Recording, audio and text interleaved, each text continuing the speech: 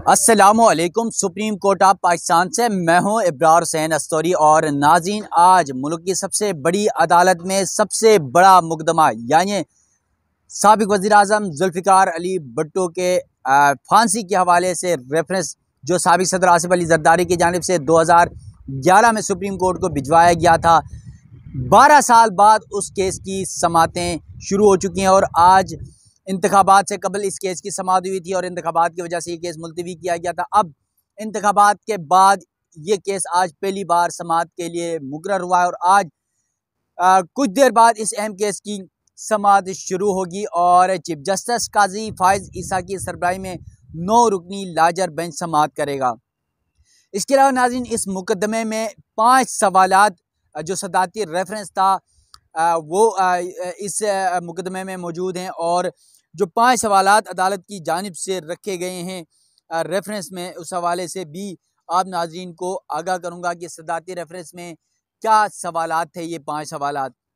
इसके अलावा नाज़रीन, आज chairman peoples party Bilawal Bhutto Zardari और पाकिस्तान पीपल्स पार्टी के रहनुमाओं का सुप्रीम कोर्ट आमद मुतवक्का है और तमाम पार्टी अहम रहनुमा आ सकते हैं। और फिर सुप्रीम कोर्ट की जानिब से गुज़िश्ता समाअत पर जो माउनीन मुकर्रर किए गए थे उनसे रिटन यानी तहरीरी तौर पर मारूज़ात तलब की गई थी। इसके अलावा पाकिस्तान पीपल्स पार्टी ने भी तकरीबन को 100 सफ़ात पर मुश्तमिल अपना जवाब भी यानी एक तफसीली रिपोर्ट भी सुप्रीम कोर्ट में जमा करवाई थी, जो उनके पाकिस्तान पीपल्स पार्टी के वकील हैं फारूक एच नायक, उनके ज़रिए। तो नाज़रीन, आज सुप्रीम कोर्ट में चीफ जस्टिस काजी फाइज ईसा की सरबराही में 9 रुकनी लार्जर बेंच इस अहम केस की समाअत करेगा और इस बेंच में सुप्रीम कोर्ट के जो सीनियर जज हैं दूसरे नंबर पर हैं अब जस्टिस सदात तारिक मसूद, उसके अलावा justice Mansoor Ali Shah, justice Yahya Afridi, justice Mohammad Ali Mazhar, इसके अलावा जस्टिस जमाल मंदोखेल, जस्टिस सैयद हसन अजहर रिजवी और जस्टिस नुसरत हिलाली इस बेंच में शामिल है। तो जुल्फ़िकार अली भुट्टो से मतलब सदाती रेफरेंस पर इससे कबल जो है सुप्रीम कोर्ट में 7 समातें हो चुकी हैं। सदाती रेफरेंस पर पहली समात 2 जनवरी 2012 को 11 साल कबल ये समात हुई थी और उसके बाद ये समात रुक गई थी। आपको पता है इफ्तिखार मोहम्मद चौधरी जो चीफ जस्टिस पाकिस्तान थे, उनके दौर में 5 समातें इस मुकदमे के हवाले से सुप्रीम कोर्ट में हुई। ताहम उसके बाद कई चीफ जस्टिस साहिबान आए, इस मुकदमे को समात के लिए मुकर्रर ही नहीं किया गया। और फिर आपको पता है कि जस्टिस नसीम हसन शाह का इंटरव्यू जो जिसने जुल्फ़िकार अली भुट्टो को सज़ा सुनाई, उनका एक इंटरव्यू भी गुज़िश्ता समात पर भी हमने देखा, सुप्रीम कोर्ट कमरे अदालत में चलाया भी गया और उस रेफरेंस पर वो कहते हैं कि जो फैसला जुल्फ़िकार अली भुट्टो की फांसी का था उन्होंने प्रेशर राइज यानी प्रेशर की बुनियाद पर सुनाया था, उनके ऊपर प्रेशर था। तो अब पाकिस्तान पीपल्स पार्टी हो या फिर साबिक सदर आसिफ अली जरदारी जिन्होंने ये रेफरेंस 2011 में सुप्रीम कोर्ट में दायर किया था, उनका यही मौक़िफ़ है। पाकिस्तान पीपल्स पार्टी का ये मौक़िफ़ है कि जस्टिस रिटायर हसन शाह जो उस वक्त फैसला सुनाने वाले जज थे, वो खुद ये एक्सेप्ट कर रहे हैं कि उन्होंने प्रेशर पर आकर ये फैसला सुनाया, जबकि एक बड़ा इशू था, साबिक वज़ीर आज़म थे और उनका ट्रायल के हवाले से बहुत शक व शुबहात भी हैं और अक्सर बेशतर जो जुल्फ़िकार अली भुट्टो केस का फ़ैसला है वो अदालती नज़ीर के तौर पर भी पेश नहीं किया जाता, जबकि ये भी आम रूटीन में मामूल में वकला हों या दूसरे लोग हों, आम पब्लिक हो, सहाफ़ी हों, वहाँ पर जब इस हवाले से जुल्फ़िकार अली भुट्टो के कत्ल या उसके जो फांसी है उसके हवाले से बातचीत होती है तो ये कहा जाता है कि अदालती मर्डर था यानी अदालती कत्ल था।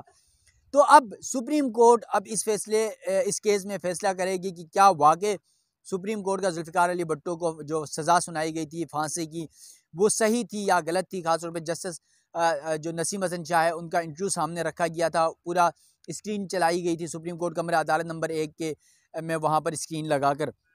तो उसके अलावा अब माउनीन जो हैं इस हवाले से सुप्रीम कोर्ट को जो है वो मावनत करेंगे और इस केस के हवाले से। इसके अलावा जो शुरू में मैंने बताया कि जुल्फ़िकार अली भुट्टो और रेफरेंस जो सुप्रीम कोर्ट में इस वक्त आज जिसकी समाअत होनी है, इस पर 5 सवालात सदाती रेफरेंस में उठाए गए हैं। अब ये 5 सवालात क्या हैं वो आपके सामने रखने की कोशिश करूँगा कि साबिक वज़ीर आज़म जुल्फ़िकार अली भुट्टो से मतलब सदाती रेफरेंस 5 सवालात पर मबनी है।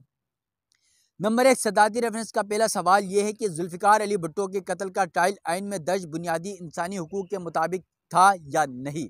यानी पहला सवाल ये है कि जो जुल्फ़िकार अली भुट्टो को ट्रायल में जो सज़ा सुनाई गई फांसी की, क्या वो पाकिस्तान के आइन के मुताबिक है या नहीं, और ख़ास तौर पे जो इंसानी बुनियादी हुकूक़ के मामलात आते हैं, क्या उसको मद्देनज़र रखा गया या नहीं।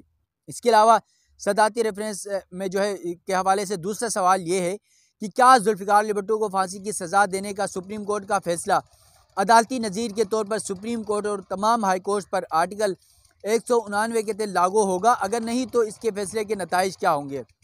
अच्छा, जो कुछ देर पहले मैंने आपके सामने तज़किरा किया कि आज तक किसी भी अदालत में जुल्फ़िकार अली भुट्टो की फांसी का जो जो अदालतों का फ़ैसला था, वो किसी नज़ीर के तौर पर पेश नहीं किया गया। और इस दूसरे सवाल पर यही पूछा गया कि क्या सुप्रीम कोर्ट ये डिसाइड करे कि अपने इस फ़ैसले में कि सदाती रेफरेंस जो जुल्फ़िकार अली भुट्टो का सुप्रीम कोर्ट में आज जिसकी समाअत होनी है, इस पर यह सुप्रीम कोर्ट फैसला करे कि क्या किसी अदालत में जुल्फ़िकार अली भुट्टो की फांसी का फ़ैसला अदालती नज़ीर के तौर पर इस्तेमाल किया जा सकता है या नहीं। इसको हाई कोर्ट्स हो, चाहे ट्रायल कोर्ट्स हो या सुप्रीम कोर्ट हो। इसके अलावा फिर इसके नताइज क्या होंगे, 189 के तहत ये लागू होगा भी या नहीं। अच्छा, सुप्रीम कोर्ट में जो तीसरा सवाल ये है कि जुल्फ़िकार अली भुट्टो का सज़ाए मौत सुनाना मुनसिफाना फ़ैसला था। क्या जुल्फ़िकार अली भुट्टो को सज़ाए मौत सुनाने का फ़ैसला जानिबदार नहीं था? अच्छा, जिस तरह मैं पहले भी तज़किरा कर चुका हूँ कि जुल्फ़िकार अली भुट्टो की जो फांसी यानी सज़ाए मौत का जो फ़ैसला था, वो अदालतों में नज़ीर के तौर पर जब पेश नहीं हो रही, तो फिर क्या जो वकला हैं, जो सीनियर कानूनदान हैं, जो लोग हैं, वो इसको फिर इंसाफ का फ़ैसला नहीं समझते, क्योंकि इस केस का फ़ैसला सुनाने वाले जज जो हैं वो खुद ये कह चुके हैं कि हमारे ऊपर प्रेशर था इस फैसले को सुनाने पर। जस्टिस नसीम हसन शाह के इंटरव्यूज़ मौजूद हैं, उन्होंने जो एक निजी टीवी चैनल को दिया था। और फिर ये भी है कि अगर ये फ़ैसला मुनसिफाना नहीं था, तो फिर सज़ाए मौत का जो फ़ैसला था वो जानिबदार भी नहीं था। तो इस हवाले से भी सुप्रीम कोर्ट डिसाइड करेगी जो फ़ैसला सुनाया गया था वो जानिबदार था, और प्रेशराइज करके जो है अदालतों को प्रेशर करके इसका फ़ैसला सुनाया गया। इसके अलावा चौथे सवाल पर यह पूछा गया है कि क्या जुल्फ़िकार अली भुट्टो को जो सज़ा सुनाई जाने वाली है वो सज़ाए मौत कुरानी अहकामात की रोशनी में दुरुस्त है या नहीं। अब ये चौथा सवाल है कि जो जुल्फ़िकार अली भुट्टो को सज़ाए मौत सुनाई गई, क्या ये कुरानी उसूलों की यानी अहकामात की रोशनी पर दुरुस्त है या नहीं। तो यकीनन देखें, जब आपका इंसाफ या आपका ट्रायल साफ़ और शफाफ नहीं होगा और इस तरह जब फैसला होगा, जो जज खुद फैसला सुनाने वाले कहते हैं कि हमारे ऊपर प्रेशर था, तो फिर यकीनन बहुत सारे सवालात इस इंसाफ पर उठते हैं। और फिर कुरान की रोशनी में अगर देखा जाए, कुरान के अहकामात की रोशनी में देखा जाए, तो यकीनन ये इंसाफ के बरखिलाफ़ है कि इस तरह का फ़ैसला नहीं होना चाहिए। और जो सबसे आखिरी पाँचवा सवाल है कि क्या जुल्फ़िकार अली भुट्टो के खिलाफ दिए गए सबूत और गवाह के बयानात उनको सज़ा सुनाने के लिए काफ़ी थे। ये इम्पॉर्टेंट क्वेश्चन है, क्योंकि उस वक्त जो जुल्फ़िकार अली भुट्टो है उसके को सज़ाए मौत सुनाई गई।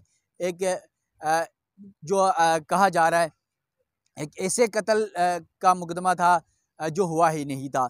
उस कत्ल के मुकदमे पे जो है उन पर मुकदमा हुआ, और फिर जो गवाहान सबूत पेश किए गए जो आज तारीखदान बताते हैं वो नाकाफ़ी थे और एक ट्रायल के लिए। लेकिन उसके बावजूद अदालत ने फ़ैसला सुनाया, और फिर जुल्फ़िकार अली भुट्टो जो पाकिस्तान के वज़ीर-ए-आज़म रहे, साबिक़ वज़ीर-ए-आज़म, जिन्हें इस वक्त अगर कायद-ए-आज़म के बाद सबसे ज़्यादा जिसको पॉपुलर लीडर पाकिस्तान की तारीख़ का कहा जाता है, तो वो जुल्फ़िकार अली भुट्टो है।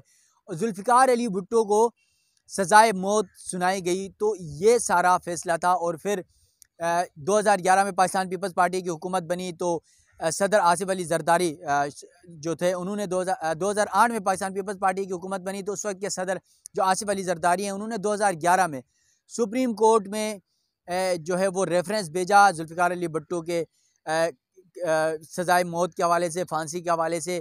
और फिर उन्होंने तमाम तर जो चीज़ें की, लेकिन उस वक्त के चीफ जस्टिस इफ्तिखार चौधरी थे, उन्होंने 5 समाअतें की, लेकिन कोई खास डेवलपमेंट नहीं हो सकी थी। 11 रुकनी बेंच था, और अब चीफ जस्टिस काज़ी फाइज़ साहब ने आते ही इस केस को समाअत के लिए मुकर्रर किया, और अब इसकी तकरीबन 3 से 4 समाअतें भी हो चुकी हैं, और जो माउनीन हैं उनके दलाइल भी शुरू हो चुके हैं। पाकिस्तान पीपल्स पार्टी अपने जवाब जमा करा चुकी है। तो आज पाकिस्तान पीपल्स पार्टी के चेयरमैन बिलावल भुट्टो ज़रदारी समेत जो दीगर कायदीन हैं, रहनुमा हैं, वो भी सुप्रीम कोर्ट आएंगे, तो आज फिर इस केस को लाइव टेलीकास्ट किया जाएगा सुप्रीम कोर्ट से। तो आपने लाइव भी इस चीज़ को देखना है, आपने खुद ऑब्ज़र्व करना है कि इस केस में क्या कुछ सच था, क्या कुछ झूठ था, और सुप्रीम कोर्ट में क्या कुछ इस केस के समाअत के दौरान हो रहा है। ये केस जब ख़त्म होगा तो उसके बाद भी आप नाज़रीन के सामने तमाम तर आज केस के जो कुछ हुआ उसकी तफसीलात के सामने आपकी खिदमत में दोबारा हाजिर होऊंगा। इब्रार हुसैन अस्तूरी को दीजिएगा इजाज़त।